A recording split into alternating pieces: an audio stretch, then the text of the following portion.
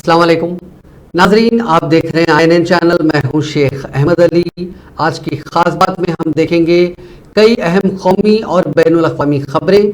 Supreme court Karnataka के pre university कॉलेजों में हिजाब पहनकर सालाना इम्तिहानात में शिरकत की इजाज़त मांगने वाली लड़कियों के एक ग्रुप की दरख्वास्त पर होली की तातीलात के बाद समाअत करेगी।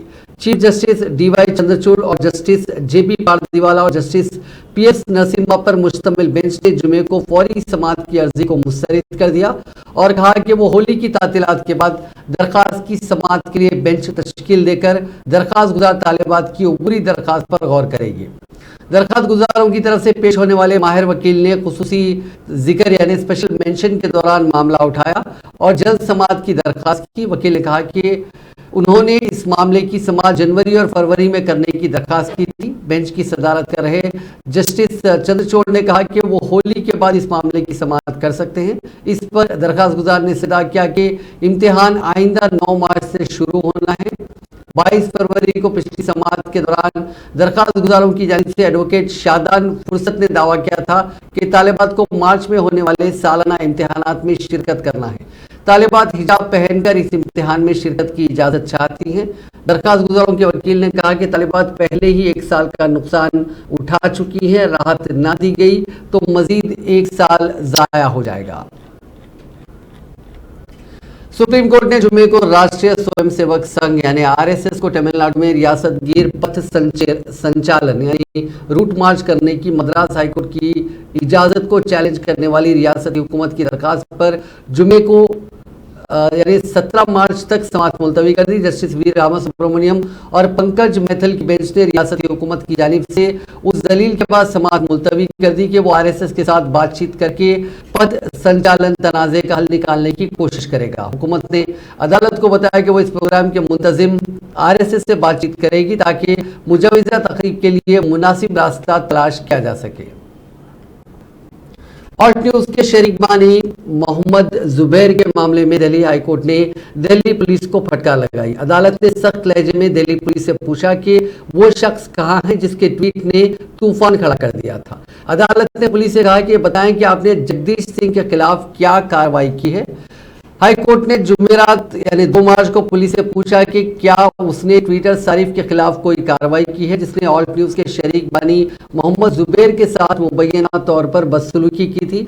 जस्टिस अनूप जयराम भीमानी की सिंगल बेंच ने जुबैर की अर्जी पर समाअत की जिसमें जगदीश सिंह के तौहीन आमेज पैगाम के जवाब में उनकी तरफ से किए गए ट्वीट के लिए उनके खिलाफ दर्ज FIR को चैलेंज किया गया था।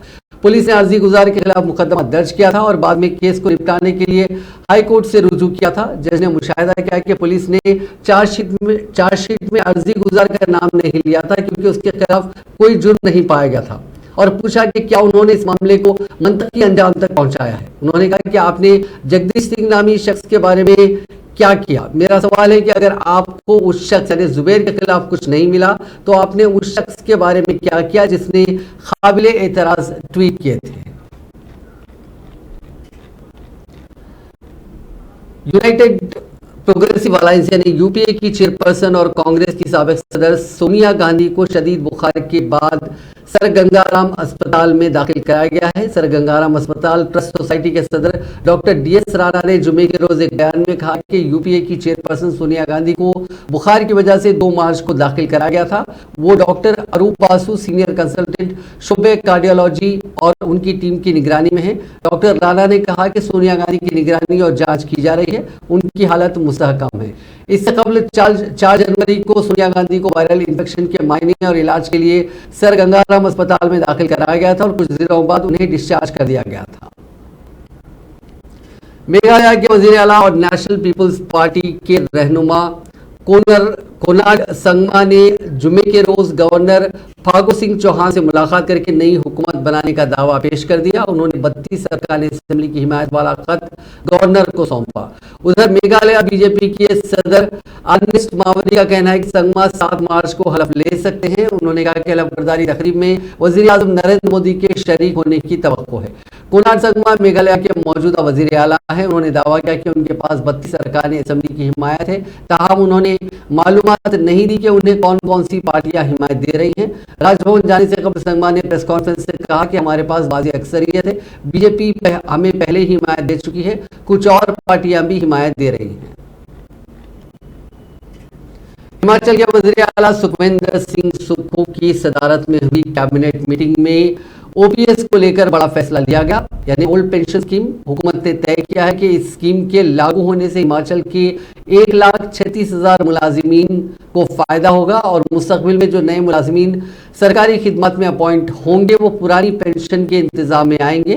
कैबिनेट ने फैसला लिया कि उन मुलाजिमीन को जीपीएफ में भी लाया जाएगा जिन एनपीएस मुलाजिमीन की रिटायरमेंट 15 मई 2003 के बाद हुई है, उनको अगली डेट से ओपीएस की पेंशन दी जाएगी। ओपीएस को लागू करने के लिए सरकार क़वायद में ज़रूरी तरमीम करेगी और उसके बाद एनपीएस में हुकूमत और मुलाजिमीन की जानिब से जारी तरमीम 1 अप्रैल 2023 से बंद हो जाएगी। सदर जमहूरिया द्रौपदी मुर्मू ने आज कहा कि इंसानियत मजहब की बुनियाद पर टिकी हुई है और धर्म सम्मेलन जैसे वाक़यात इंसानियत की ज़रूरियात को पूरा करने के लिए काबिल सताइश कोशिशें हैं। द्रौपदी मुर्मू दिल्ली में मुनक़िदा 7वें बैनुल-अक़वामी धर्म कॉन्फ्रेंस की इफ्तिताही तकरीब से खिताब कर रही थी। इस दौरान गवर्नर मंगूभाई पटेल के अलावा वज़ीर आला शिवराज सिंह चौहान, वज़ीर सक़ाफ़त उषा ठाकुर, तकरीबन 15 ममालिक के नुमाइंदे भी मौजूद थे। मुझे ये देखकर गर्व होता है कि हमारे देश की परंपरा में धर्म को समाज व्यवस्था और राजनीतिक कार्यकलापों में प्राचीन काल से ही केंद्रीय स्थान प्राप्त है। आज से 2000 वर्ष से भी पहले हमारे देश में धर्म महात्मा के पद को सबसे महत्वपूर्ण माना जाता था। पुरुषार्थ चतुष्टय की अवधारणा में अर्थ और काम के साथ साथ धर्म और मोक्ष का स्थान दिया गया था। स्वाधीनता के बाद हमने जो लोकतांत्रिक व्यवस्था अपनाई उस पर धर्म का गहरा प्रभाव स्पष्ट दिखाई देता है। हमारे राष्ट्रीय प्रतीक चिन्ह सारनाथ के अशोक स्तंभ से लिया गया है। हमारे राष्ट्रीय ध्वज में धर्म चक्र सुशोभित है। लोकसभा के अध्यक्ष की कुर्सी के पीछे धर्म चक्र प्रवर्तनाय का प्राचीन ध्येयवाक्य अंकित है, जो सारनाथ में दिए गए भगवान बुद्ध के प्रथम प्रवचन की याद दिलाते हैं और हमारे लोकतंत्र को उस महान शिक्षा से जोड़ता है। राष्ट्रपति भवन हमारी लोकतांत्रिक व्यवस्था का महत्वपूर्ण प्रतीक है। राष्ट्रपति भवन के सबसे प्रमुख कक्ष में भगवान बुद्ध की लगभग 1500 साल पहले की एक प्रतिमा शोभायमान है, जो अभय मुद्रा में सभी उपस्थित व्यक्तियों को आशीर्वाद प्रदान करती है। भगवान बुद्ध से जुड़ी अनेक कलाकृतियां राष्ट्रपति भवन में विद्यमान है। गोया में पीपल की जिस वृक्ष के नीचे समाधिस्थ होकर सिद्धार्थ गौतम भगवान बुद्ध बने थे, उसके 2 पौधे मंगवाकर राष्ट्रपति भवन के उद्यानों में लगाया गया।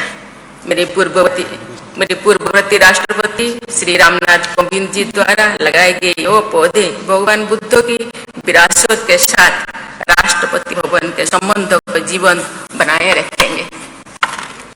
राष्ट्रपति भवन के स्टेट कॉरिडोर में धर्म परंपरा का कलात्मक रूप देखा जा सकता है।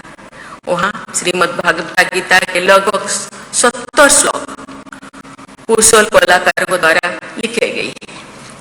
हमारे राष्ट्रपिता वज़ीर आज़म नरेंद्र मोदी ने जुमे को मुल्क में साइंसी तरीक़ेकार और नई सोच के साथ सयाहत को फरोग देने की जरूरत पर जोर देते हुए कहा कि इस शोबे में ज़राअत, बुनियादी ढांचा और टेक्सटाइल जैसे शोबे की ही तरह रोजगार के बड़े मौके पैदा करने की सलाहियत है।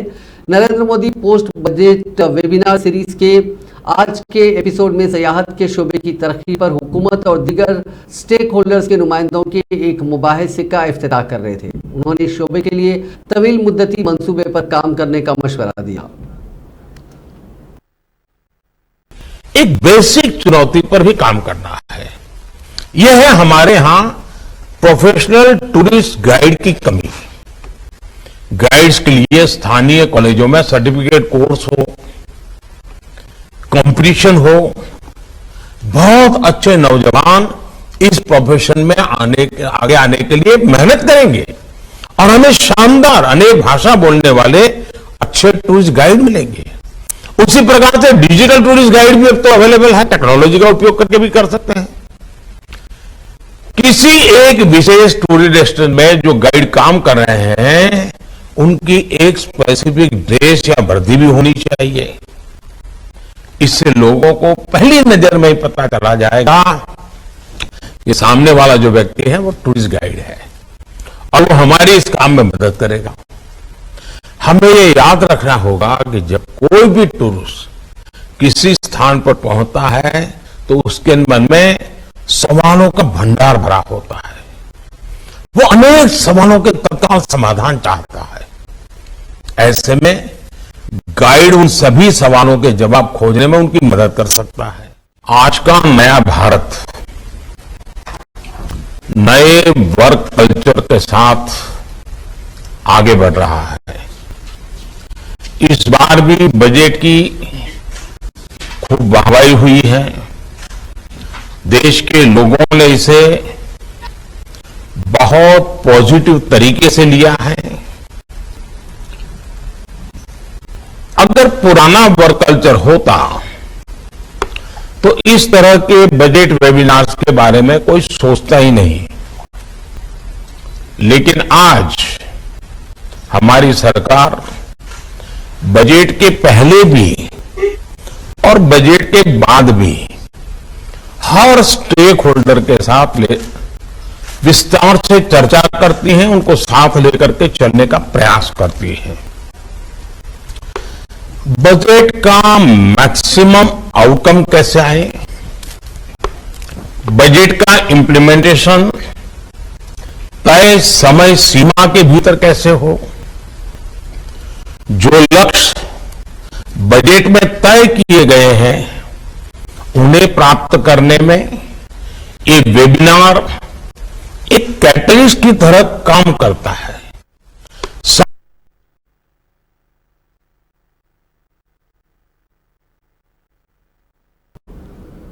G20 वज़राए खारजा की कॉन्फ्रेंस के एक दिन बाद अमेरिका, हिंदुस्तान, ऑस्ट्रेलिया और जापान के 4 फरीकी इत्तेहाद यानी क्वाड की वजारती मीटिंग आज मुनक्किद हुई, जिसमें चीन और पाकिस्तान को दहशतगर्दी और इंडो पैसिफिक रीजन में दहशतगर्दी और गैर कानूनी सरगर्मियों पर सख्त वार्निंग दी गई।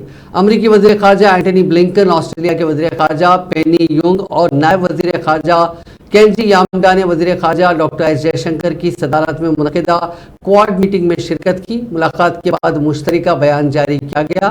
18 नुकाती बयान में कहा गया है कि हमारी आज की मीटिंग एक आज़ाद और खुले हिंद बहरअल खित्ते की हिमायत के लिए क्वाड के पुख्ता अज़ाइम की तस्दीक करती है, जो जामे और लचकदार है।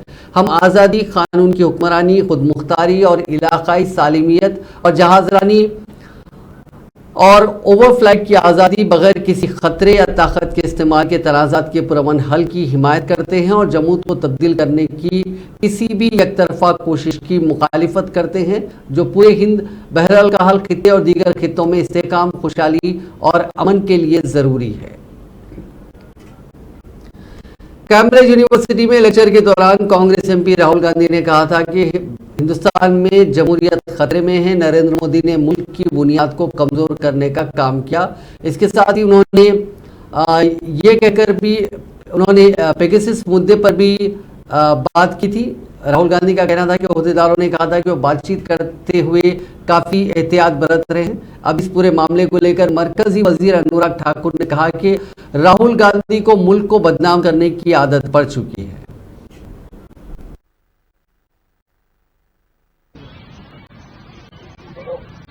कल के नतीजे दिखाते हैं कि कांग्रेस का सुपड़ा साफ फिर एक बार हुआ है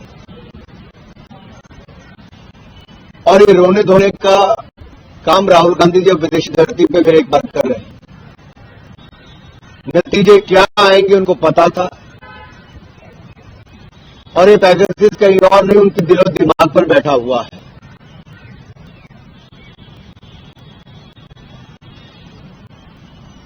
दुनिया भर में मोदी जी के प्रति जो सम्मान बढ़ा है, जो भारत का मान सम्मान बढ़ा है मोदी जी के नेतृत्व में, वो आज कोई और नहीं, दुनिया भर के बड़े बड़े नेता कह रहे हैं। राहुल जी किसी और की नहीं, कम से कम इटली के प्राइम मिनिस्टर उनके नेताओं की तो सुन लेते हैं। क्या कहा इटली के प्राइम मिनिस्टर ने? ये कहा कि दुनिया भर में मोदी जी को जितना प्यार मिलता है, जो एक लोकप्रिय नेता के रूप में वो उभरे हैं, आज वो एक मेजर लीडर, एक बड़े नेता के रूप में उनको स्वीकारा है। ये शायद राहुल गांधी जी और कांग्रेस पार्टी स्वीकार नहीं कर पाई, ना वो लोगों का मैंडेट स्वीकार कर पाए, एक के बाद दूसरी हार को शायद राहुल गांधी स्वीकार नहीं कर पाए। और ये जो कल के नतीजे तो अपने आप दिखाते हैं कि कैसे लोगों ने बार बार नरेंद्र मोदी जी में अपना विश्वास व्यक्त किया है।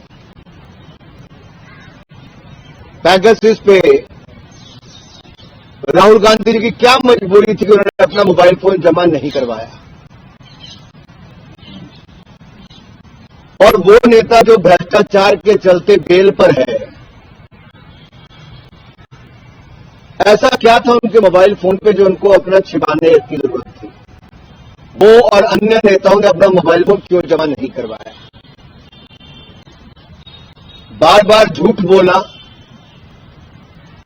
विदेशी धरती का इस्तेमाल करना, विदेशी दोस्तों का, विदेशी एजेंसियों का इस्तेमाल करना, ये आदत सी बन गई और भारत को बदनाम करने की आदत बन गई।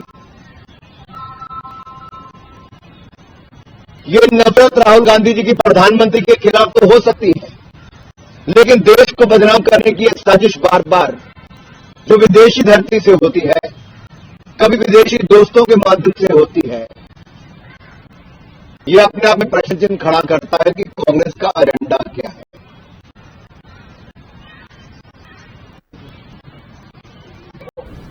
कल के अनुराग ठाकुर के इस बयान को लेकर कांग्रेस तर्जुमान सुप्रिया श्रीनेत ने उन पर शदीद तनकीद की। उन्होंने आज एक प्रेस कॉन्फ्रेंस करते हुए कहा कि अनुराग ठाकुर गोली मारो ठाकुर के नाम से जाने जाते हैं। उन्होंने कहा कि राहुल गांधी के कैम्ब्रिज की पूरी तकरीर, पूरा लेक्चर सुनना चाहिए। उनके एक या दो रिमार्क्स को लेकर उन पर तनकीद करना नामुनासिब है। आप सब लोगों ने देखा होगा, आज सुबह से आप ही के चैनल चला रहे हैं और पूरे मीडिया और सोशल मीडिया पर है कि कैसे कर्नाटक में एक बड़ा स्कैम फिर से सामने आया है। मुझे नहीं पता आप लोगों में से कितने लोगों ने इस्तेमाल किया, लेकिन मैसूर का जो सैंडल सोप गोल गोल आता है, बड़ा ही बढ़िया होता है और बहुत सुगंधित होता है। बचपन से मैंने तो बहुत अच्छे से देखा है और देखा है बहुत लोगों को इस्तेमाल करते हुए। आज भाजपा की ये कृपा रही है कर्नाटक में कि उस संदल के साबुन में भी भ्रष्टाचार की दुर्गंध भर दी गई है। और आपको सिलसिलेवार तरीके से बता देते क्या हुआ और ये कितना भयावह है कर्नाटक के लिए, जहां पर 2 दिन पहले मोदी जी थे, हाथ पकड़ के चल रहे थे येदियुरप्पा जी का, वही येदियुरप्पा जी जिनको करप्शन के चार्जेस पर घर बिठाया गया था, आज हाथ पकड़ के चल रहे हैं। और वही कर्नाटक जहां पर आज गृह मंत्री अमित शाह जी कुछ कांग्रेस के खिलाफ फिर से आग उगलते हुए दिखाई दिए थे। उसी कर्नाटक में भाजपा के एमएलए मडल विरुशप्पा के लड़के प्रशांत मडल, जो एक्चुअली कर्नाटक एडमिनिस्ट्रेटिव सर्विसेज के अधिकारी हैं, वो 40 लाख की ब्राइब, 40 लाख की घूस लेते हुए रंगे हाथों पकड़े गए। और ये घूस ऐसी वैसी घूस नहीं थी, ये किसी फलाने ढिमकाने ने नहीं बताया था। इस घूस के बारे में टिप ऑफ देने वाले भी श्रेयस कश्यप थे, जिनका ये टेंडर था, जो टेंडर के थ्रू आ रहे थे, उनसे 81 लाख की डिमांड करी गई थी। ये शायद पहला इंस्टॉलमेंट आया था 40 लाख का। लेकिन बात 40 लाख पे नहीं टिकती है, क्योंकि पिछले 24 घंटे में एमएलए साहब के लड़के, उनके घर, उनके सहयोगियों के यहां से करीब 7 करोड़ 20 लाख रुपए बरामद किए जा चुके हैं अभी तक। ये छोटी मोटी रकम नहीं है। ये टेंडर को लेकर जो हेरा फेरी होती है, जिसको पेसीएम सरकार कहा जाता है, ये उनकी असलियत है। और सरकार की असलियत बताना इसलिए जरूरी है क्योंकि हमने इनको 40% कमीशन वाली सरकार कहा तो इनको बड़ी आपत्ति हुई, लेकिन ये हमारे शब्द नहीं थे, ये कर्नाटक की कॉन्ट्रैक्टर एसोसिएशन जो रिकॉग्नाइज संस्था है कर्नाटक सरकार की, उन्होंने लिखित में प्रधानमंत्री मोदी को यह लिख कर दिया है कि कर्नाटक के हर कॉन्ट्रैक्ट में 40% कमीशन देना पड़ता है। 2 लोगों ने आत्महत्या तक करी है तंग आकर, और आत्महत्या करने वालों में कांग्रेस तर्जुमान पवन खेड़ा ने आज एक बार फिर चीन के साथ सरहदी तनाजे का मामला उठाया। उन्होंने कहा कि हम यानी हिंदुस्तान जहां पहले पेट्रोलिंग कर सकता था आज नहीं कर सकता। 65 पेट्रोलिंग पॉइंट्स में से 26 हाथ से जा चुके हैं। डेप्सांग में PP 10, 11, 11A, 12, 13 पर अब हमारे जवान नहीं जा सकते। हॉट स्प्रिंग और गोगरा में पेट्रोलिंग पॉइंट 15 और 17A भी कंट्रोल में नहीं है। फिर 20 जवान, बहादुर जवान शहीद भी हुए। उसके बाद क्लीन चिट प्रधानमंत्री ने दी। उसके बाद जयशंकर जी ने तो नतमस्तक हो गए पूरी तरह से। वो तो बड़ी इकोनॉमी है, हम तो छोटी इकोनॉमी, हम उनसे कैसे मुकाबला करें। तो जो नुकसान प्रधानमंत्री जी ने क्लीन चिट चीन को देकर पहुंचाया हिंदुस्तान को, उससे दोहरा नुकसान जयशंकर जी के स्टेटमेंट से हुआ, ना केवल चीन को बल्कि ऐसे तमाम ताकतों को जो शायद हिंदुस्तान से उनकी अर्थव्यवस्था बड़ी हो या किसी और स्तर पर वो हमसे ज्यादा मजबूत हो। अब उनके मन में ये आ गया कि हिंदुस्तान मजबूत देश पर कभी जवाब नहीं देता, वो साहस नहीं दिखाती हिंदुस्तान की राजनीतिक नेतृत्व। बात लाल आंख की थी। हमने कल देखा कैसे लाल कालीन बिछाए गए। चीन के जो विदेश मंत्री हैं उनके स्वागत में आप झूला झूलते, हमें कोई दिक्कत नहीं, मेहमान है आप झूलिए। लेकिन आज आप LAC पर वार्ता चीन से कर रहे हैं, देश की संसद में आप ये चर्चा करना पसंद नहीं करते। 17 राउंड वार्ता आपकी चीन से मिलिट्री स्तर की हो चुकी है। नतीजा क्या निकला आप देश को नहीं बताना चाहते। और जब आप कहते हैं कोई घुसा ही नहीं, तो ये बातचीत LAC के किस मुद्दे पर चल रही है? या तो आपने तब झूठ बोला था, माफी मांगिए, या आप कुछ अब छुपा रहे हो, बताइए। दोनों में से एक चीज हो सकती है, ऐसा तो हो नहीं। आम आदमी पार्टी के सीनियर कायद और राज्यसभा MP संजय सिंह ने आज एक प्रेस कॉन्फ्रेंस करते हुए मरकजी हुकूमत पर इल्जाम लगाया कि मोदी हुकूमत ने सुप्रीम कोर्ट के अहकाम के बाद भी एक एक्ट बनाया। उसमें कुल एलोकेशन को लेकर ये रूल था कि 26% हिस्सेदारी प्राइवेट कंपनियों की होगी और 74% हिस्सेदारी रियासती हुकूमतों की। लेकिन राजस्थान में अडानी को लेकर ये कवायद उल्टे कर दिए गए। 74% हिस्सेदारी अडानी को दे दी गई, अडानी की कंपनी को दी गई, और 26% हिस्सेदारी राजस्थान हुकूमत को। आदेश है जिसमें साफ तौर पे लिखा है कि ज्वाइंट वेंचर किसी भी हालत में नहीं हो सकता। और अगर भारत के कानून को भी आप देखें तो 74 और 26% का उन्होंने अलाउ किया कि प्राइवेट कंपनियों को आप कॉन्ट्रैक्टर के तौर पे रख सकते हैं, लेकिन मालिकाना हक जिस राज्य सरकार को कोयला की खदान मिलेगी उसी के पास रहेगा। तीसरा ये आदेश है जिसमें लिखा हुआ है कि the rejects from the washery shall be property of the authority and the mine operator shall maintain separate records of rejects generated and utilized। इसमें साफ तौर पर लिखा है, ये क्या है? ये भारत सरकार का model contract agreement for coal mining है। ये मोदी सरकार का कानून है जो 2015 में बनाया गया, इसमें साफ तौर पे लिखा है कि जो कोयला रिजेक्ट के तौर पे भी होगा वो कोयला अथॉरिटी की प्रॉपर्टी होगा, यानी अथॉरिटी। रिलायंस आंध्र प्रदेश में 50,000 रोजगार के नए मौके पैदा करेगा और मुल्क भर में आंध्रा के मसनूआत को पहुंचाने के लिए रिलायंस रिटेल रियासत में ज़राअत पर मबनी मसनूआत और दीगर मसनूआत की ज़्यादा से ज़्यादा खरीदारी करेगा। साथ ही 10 गीगावाट सोलर पावर प्लांट में रिलायंस का इन्वेस्टमेंट होगा। Andhra Pradesh global investor summit 2023 में रिलायंस इंडस्ट्रीज के चेयरमैन मुकेश अंबानी ने यह ऐलान किया। रिटेल सेक्टर में इनकलाब का जिक्र करते हुए मुकेश अंबानी ने आंध्रा के वजीर आला जगनमोहन रेड्डी की मौजूदगी में कहा कि रिलायंस रिटेल ने आंध्र प्रदेश के 6,000 गाँव में 1,20,000 से ज्यादा गुरुश्री ताजिरों के साथ शराकतदारी की है। छोटे कारोबारों को उन आला से लैस किया गया जिनकी उन्हें डिजिटल दौर में तरक्की की जरूरत है। रिलायंस रिटेल ने आंध्र प्रदेश में 20,000 से ज्यादा बराह रास्त और बड़ी तादाद में बिलवास्ता मुलाजमतें फराहम की हैं। खुसूसी अदालत की तरफ से 4 में से 3 मुलजिमीन को बरी किए जाने से गैर मुतमईन हाथरस मुतासिरा का खानदान अब इस फैसले को हाईकोर्ट में चैलेंज करेगा। ख्याल है कि सितंबर 2020 में उत्तर प्रदेश के हाथरस में 19 साल लड़की के साथ मुबैना तौर पर असमत दरी की गई थी और उसे कत्ल कर दिया गया था। मुतासिरा के भाई ने साफियों से कहा कि क्या ये इंसाफ है, अब हम इंसाफ के लिए किस दरवाजे पर जाएं? पूरी दुनिया ने देखा कि मुल्जिम ने मेरी बहन के साथ क्या सलूक किया। वहीं मुतासिरा की भाभी ने कहा कि आला ज़ातों को इंसाफ मिला, हमें नहीं। हमने अभी तक इसकी राख को गंगा में नहीं बहाया है। हम ये काम उस वक्त करेंगे जब चारों को सजा हो जाएगी और उस वक्त तक हम सुकून से नहीं बैठेंगे।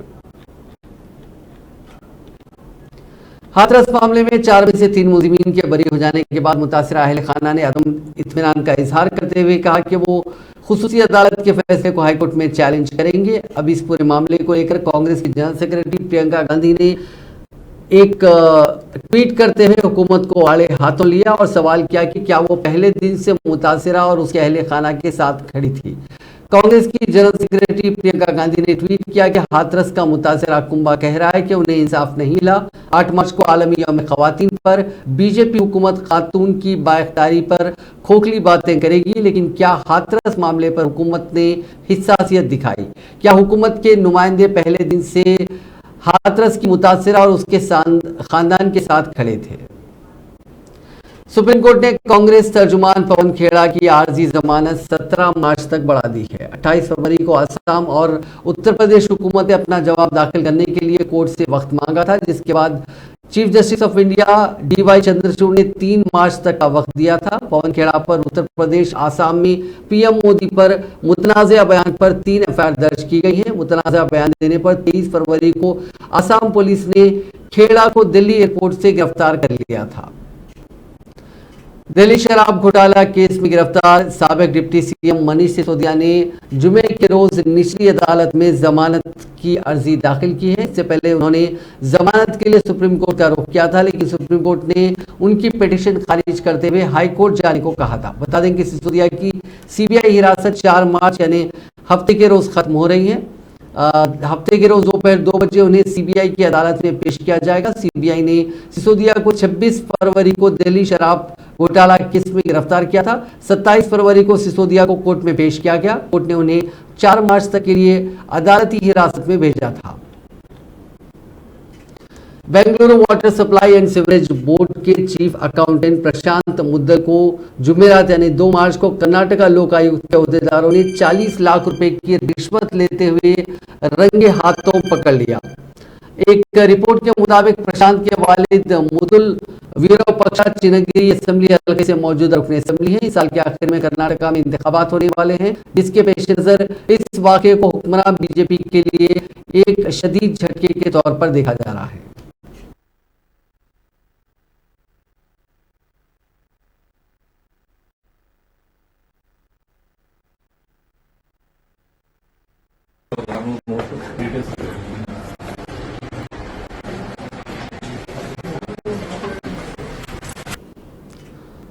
इंडिया को इंदौर टेस्ट में करारी हार झेलनी पड़ी। 4 मैचों की सीरीज के तीसरे मुकाबले को ऑस्ट्रेलिया ने 9 विकेट से जीत लिया।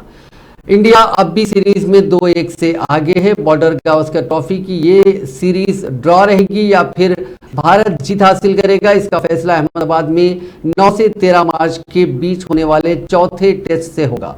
इंदौर के होलकर स्टेडियम में हुए तीसरे टेस्ट के दौरान कई अहम रिकॉर्ड बने, जैसे हिंदुस्तानी सरजमीन पर ऑस्ट्रेलिया ने 25 साल बाद टॉस हारने के बाद कोई टेस्ट जीता है। वहीं रोहित शर्मा ने अपनी कप्तानी में पहला टेस्ट हारा है। ये बॉल के लिहाज से किसी मुल्क की सबसे छोटी घरेलू टेस्ट हार भी हुई है।